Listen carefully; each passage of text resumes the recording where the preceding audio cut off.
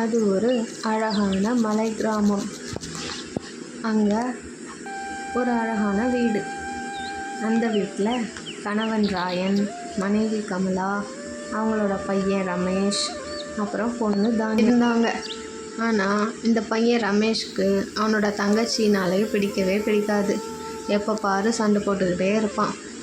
ஏன் தான் இங்கே வந்து பிறந்தாலோ, நான் மட்டும் இருந்தப்போ ரொம்ப சந்தோஷமாக இருந்தேன், இவளை எனக்கு பிடிக்கவே இல்லை அப்படின்னு சொல்லிக்கிட்டே இருப்பான்.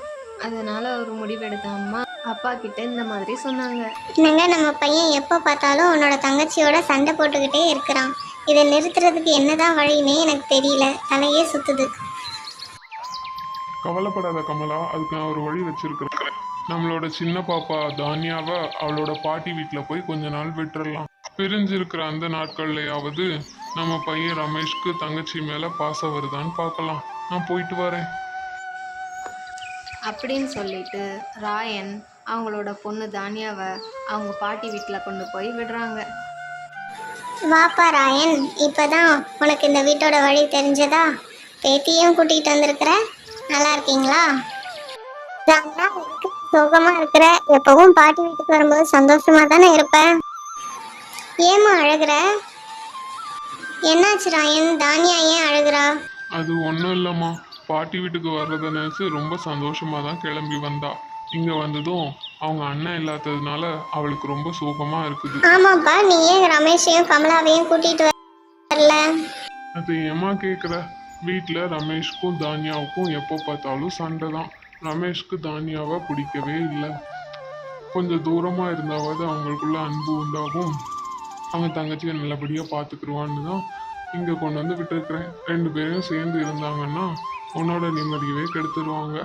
தானியாவது இங்கே இருக்கிற பிள்ளைங்களோட சந்தோஷமாக கொஞ்ச நாள் விளையாடட்டும். நான் அப்புறமா வந்து அவளை கூட்டிகிட்டு போகிறேன். ஓஹோ, அப்படியா விஷயம்? அந்த ரமேஷ் இப்படியா பண்ணிக்கிட்டு இருக்கிறான்? அவன் அப்படிப்பட்ட பையன் இல்லையேப்பா. சரி, பரவாயில்ல.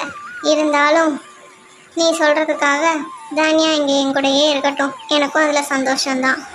சரிங்கம்மா, அப்போ நான் போயிட்டு வரேன். தானியாவை பார்த்துக்கோங்க. நான் போயிட்டு வரேன் தானியா. இப்படி சொல்லிட்டு ராயன் வீட்டுக்கு வராரு. வீட்டில் பார்த்தா ரமேஷ் நல்லா தூங்கிக்கிட்டு இருக்கிறான். தங்கச்சியை பாட்டி வீட்டில் கொண்டு போய் விட்டது கூட தெரியாமல். அம்மா பெட்ரூமுக்கு வராங்க. அங்கே ரமேஷ் தூங்கிக்கிட்டு இருக்கிறான். வேக்கம் கிளீனர் வச்சு க்ளீன் பண்ணிக்கிட்டே அம்மா இந்த மாதிரி யோசிக்கிறாங்க. ரமேஷ் எழுந்ததும் அவனோட தங்கச்சி எங்கன்னு கேட்க போகிறான். அவளை ரொம்ப மிஸ் பண்ண போகிறான். ரமேஷும் தூங்கி எழுந்துட்டான். அம்மா, தானியா எங்கம்மா? தானியாவை நம்ம பாட்டி வீட்டில் கொண்டு போய் விட்டுருக்கோம் ரமேஷ். ஐயா ஜாலி! இன்னையிலேருந்து நான் ரொம்ப சந்தோஷமா இருப்பேன். அவள் வர வரைக்கும் நான் போய் என்னோட ஃப்ரெண்ட்ஸோட விளையாட போகிறேன். இது எனக்கு ரொம்ப சந்தோஷம். தங்கச்சியை காணோன்னு மிஸ் பண்ணுவான்னு பார்த்தா ரொம்ப சந்தோஷமா இருக்கிறானே இந்த பையன். எல்லாரும் பேட்மிண்டன் விளையாடிட்டு இருக்கிறீங்க, நானும் போய் என்னோட பேட்டை எடுத்துட்டு வந்துடுறேன். டேய் ரமேஷ், நில்லுடா. 4 பேர் போதும், நீ தேவையில்லை. நீங்க 3 பேர் தானே இருக்கிறீங்க, ஸோ நானும் வரேன். என்னோட தங்கச்சி வீட்டுக்கு போயிருக்கிறா, இப்போ வந்துருவா. அவ வந்ததும் நாங்க 4 பேர் விளையாடுவோம். உன்னோட தங்கச்சி தான் இருக்கிறாளே, அவளை கூட்டிட்டு வந்து நீ விளையாடு. என்னோட தங்கச்சி ஊருக்கு போயிட்டா. இப்போதான் நான் சந்தோஷமா இருக்கிறேன். சரி, நீங்க விளையாடுங்க. நாளைக்கு நான் பார்க்கலாம். நாளைக்கு பார்க்குறேன் உங்களை. மறுநாளும் இதே மாதிரி ரமேஷ் பசங்களோட விளையாட போகிறான். இன்னைக்காவது என்ன விளையாட்டுல சேர்த்துக்கோங்களேண்டா.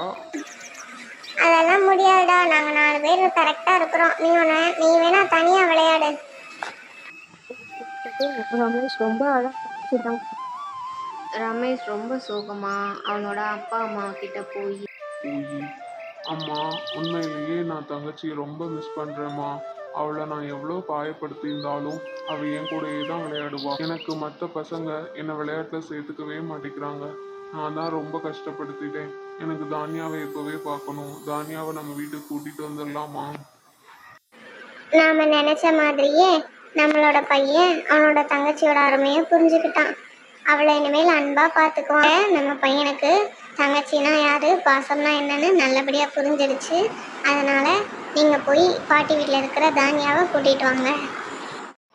அப்பா, நானும் வரேன்ப்பா. நம்ம 2 பேரும் பாட்டி வீட்டுக்கு போய் தானியாவை நாம கூட்டிட்டு வந்துடலாம்ப்பா. இப்போ ராயனும் ரமேஷும் அவனோட பாட்டி வீட்டுக்கு போகிறாங்க. வாப்பா ரமேஷ், எப்படி இருக்கிற? நல்லா இருக்கேன் பாட்டி. ஐ எம் ஸோ சாரி பாட்டி.